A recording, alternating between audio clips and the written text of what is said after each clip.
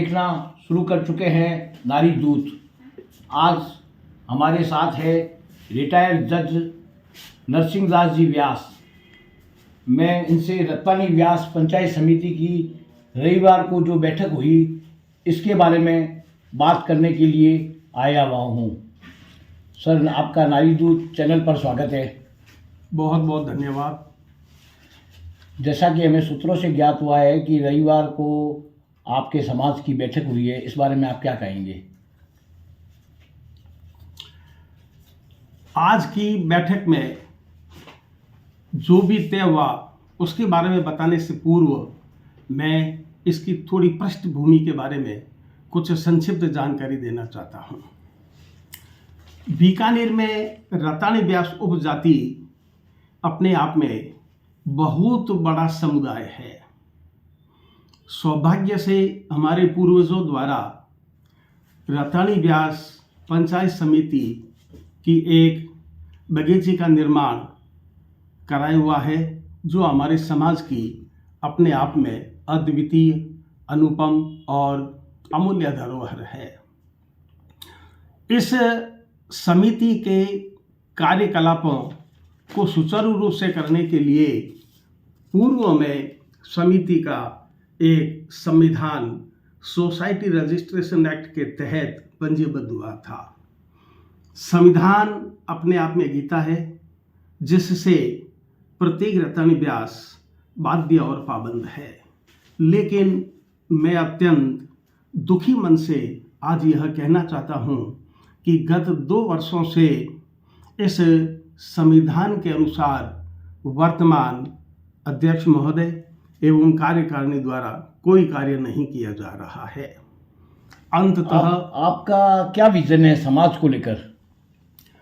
जहाँ तक रत्तानी व्यास समाज को लेकर भविष्य की विजन का प्रश्न है, तो इस संबंध में मेरा अत्यंत विनम्र निवेदन है कि दुर्भाग्य से हमारे इस बहुत बड़े समाज में उच्च पदों पर कोई व्यक्ति नहीं है। यहाँ पर मेरा उच्च पदों से अभिप्राय है भारतीय प्रशासनिक सेवा, भारतीय पुलिस सेवा, राजस्थान प्रशासनिक सेवा इत्यादि में एक भी रत्तानी व्यास नहीं है। तो मैं यह चाहता हूँ और भगवान श्री रतन गणेश से प्रार्थना करता हूँ कि हमारे इस परिसर में ऐसी कोचिंग संस्थाएं चले जिनसे हमारे समाज के बच्चे प्रतियोगी परीक्षाओं में सफल हो, समाज का नाम हो। समाज अगर उन्नति करता है तो उससे राष्ट्र की उन्नति होती है। समाज व्यक्ति से बड़ा होता है।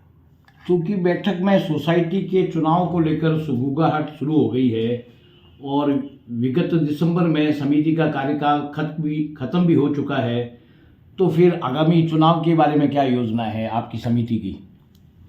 जहाँ तक समिति के चुनाव का प्रश्न है, तो इस संबंध में मेरा अत्यंत विनम्र निवेदन है कि 25 दिसंबर को 2 वर्ष पूर्ण हो चुके हैं। इसके पश्चात अतिशीघ्र संरक्षक मंडल द्वारा चुनाव करवाए जाने आवश्यक है।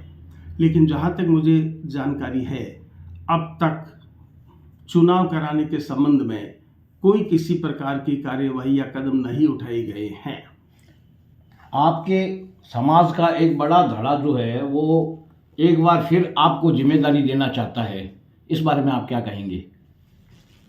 मैंने बैठक में भी सभी महानुभावों से विनम्र निवेदन किया कि कार्य की व्यस्तता के कारण मैं इस पद के कर्तव्यों का निर्वहन नहीं कर सकता। लेकिन चूंकि व्यक्ति या पद से समाज बहुत बड़ा होता है, इसलिए यदि समाज के द्वारा मुझे कोई किसी प्रकार का दायित्व सौंपा गया तो मैं यह अपने आप का सौभाग्य मानूंगा। आपको अगर दायित्व सौंपा गया तो आप क्या नवाचार करेंगे? आपकी क्या प्लानिंग रहेगी?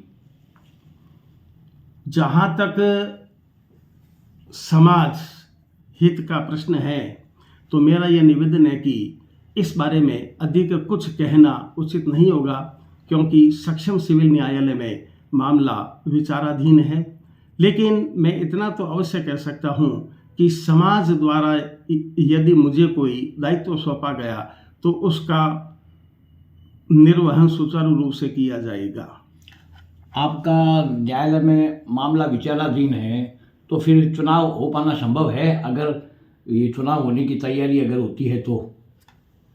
जैसा कि मैंने पहले निवेदन किया कि चूंकि मामला सक्षम सिविल न्यायालय में लंबित है, इसलिए इस बारे में कोई भी राय व्यक्त करना सुरक्षित नहीं है। साथियों, आप थे रिटायर्ड जज नरसिंह दास जी व्यास। आप चूंकि रत्तानी व्यास समाज से है और समाज में इनका बड़ा नाम है, अगर समाज इनको कोई जिम्मेदारी सौंपता है तो वो समाज के हित में होगा। अपना और अपनों का ख्याल रखिए। मेरे सहयोगी प्रमोद आचार्य के साथ दीजिए इजाज़त। नमस्कार।